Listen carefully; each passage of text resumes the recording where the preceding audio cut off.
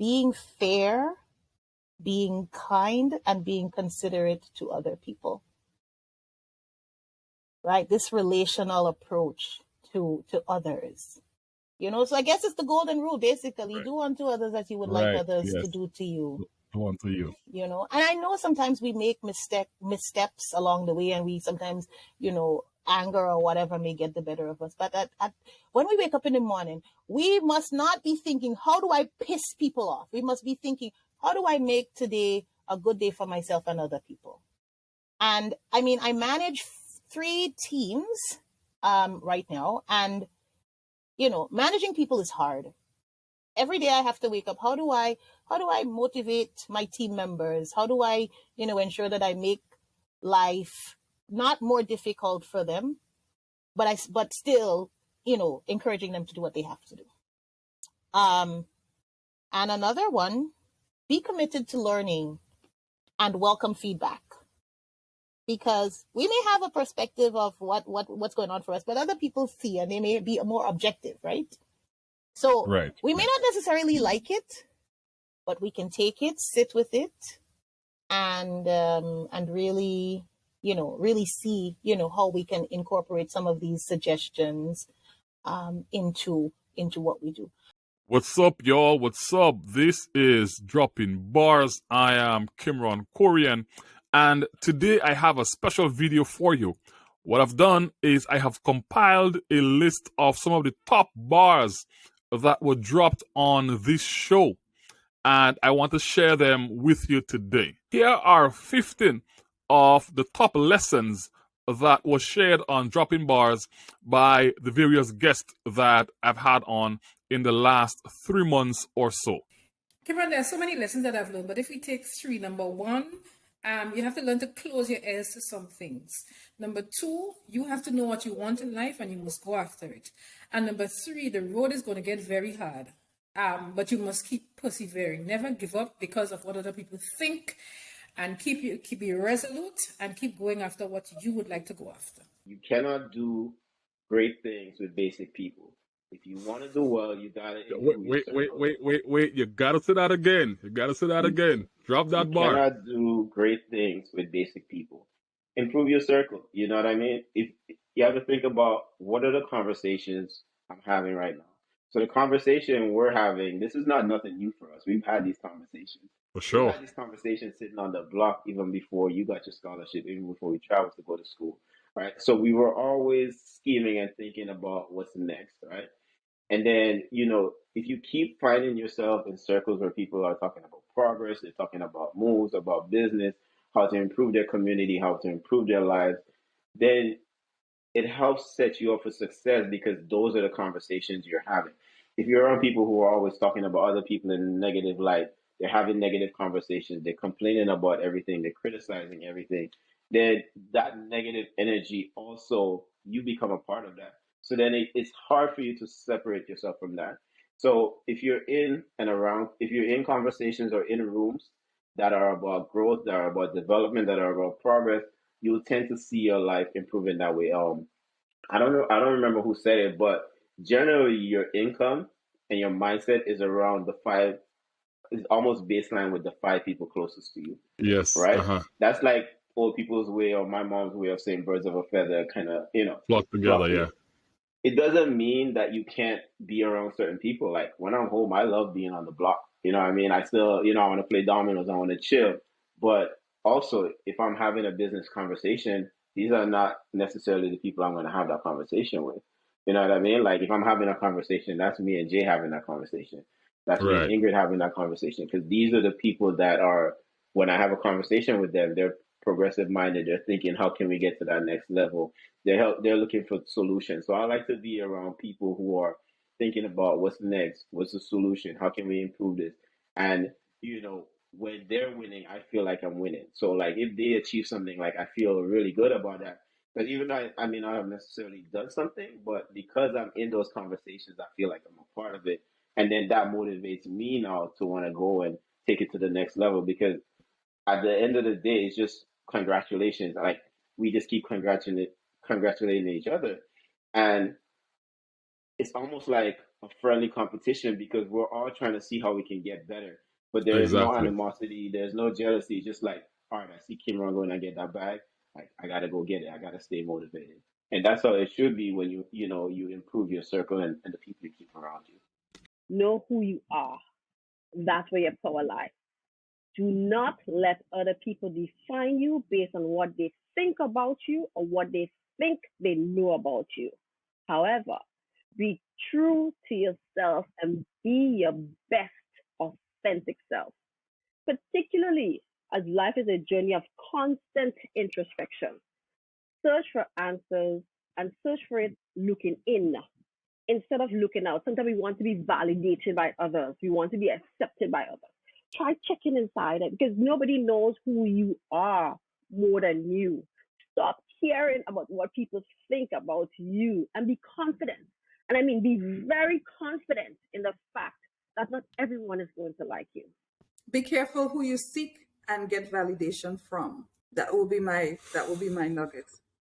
Be very careful who you seek Ooh, and get validation yes. from. Those are the people that break you or make you. Coming Hmm. from playing in college, the normal route is Hmm. an individual will get an agent. The agent will shop you around the world, right? Right. That's the typical thing. So I signed with an agent, and I find the agent wasn't doing the job properly. So I decided to get rid of the agent. And I said, you know what? I studied marketing and advertising. That's what I studied in school. I said I could advertise myself. I could do it. I could do this. And I literally set a workday schedule for myself in order to be recruited. I would play Right. ball for 3 hours a day. I would work out, make sure I'm in tip shape and ready to actually play on a professional level. And for 5 hours, I would sit down on the computer. I designed my own player profile. I made my own website. I did all these things just by researching.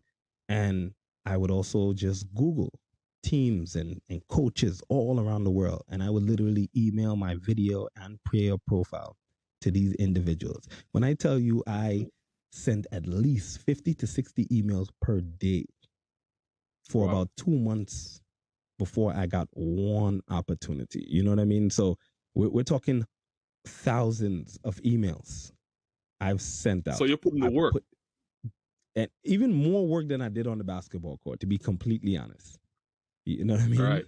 So I mean, and that's so you said something that's so crucial because sometimes we want an opportunity, but we sit back and we're hoping and we're waiting that somebody's gonna create the avenue for us to get Yeah. that opportunity, and you just sit back and you're waiting, but you didn't wait. You was proactive, and as a matter of fact, you decided, you know what, I have somebody, they're not really putting in the work. Mhm. Let me put in the work myself, and I think that's so important because some people might think, oh well, you went out there, and not just you, but other people who really had a great career that they got lucky. But nah, you're saying to us now that you really put in the Yeah, work. Like, I mean, definitely. I think it's extremely important because you have an opportunity, right? You have a talent. And I tell players this till this day because I experienced it personally. You could be working out and be the amazing basketball player. You could work out every day, work as hard as you possibly could. But if nobody knows you're working out, or nobody sees you working out, or nobody sees the effects of you working out, your working out is mhm, almost pointless, literally. You right. know what I mean? So you can have a talent, but until you expose that talent to the world, the talent is just yours in your pocket and it's no good to nobody else. A mentor is so critical. Finding somebody that you look up to, somebody that you trust to guide you, because no matter how much you know, you don't know it all. And Right. you don't always have access to a door or a window that you need to get into, but a mentor might know somebody.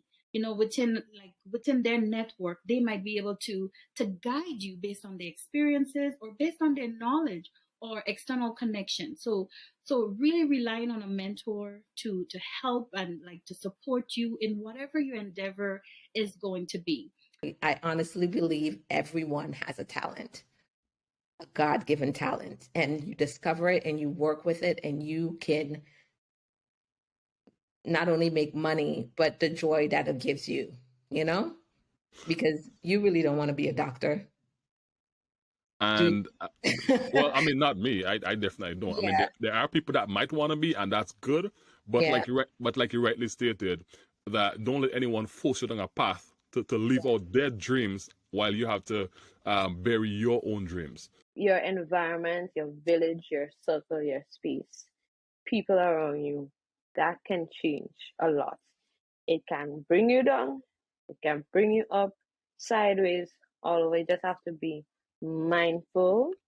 Don't play tricks. Be honest with the people around you. Just literally just be honest, and just look for the signs that somebody might need help in your space. They may not need help in your space. They may be against you. They may be for you, or they pretend to be for you, and they are actually against you. Okay, so anybody who knows me, I have this phrase that I always use. And it's a phrase I grew up hearing back in Grenada. And a lot of people who from Grenada listening to this will know this phrase. And it's like, no bad breeze ever blow. And the reason why I say that is because some days we think like when something bad happened to us, we're down on ourselves and it's the worst thing that ever happened to you, not knowing that, every disappointment is an opportunity for you to be greater and better than yourself, greater and better than before.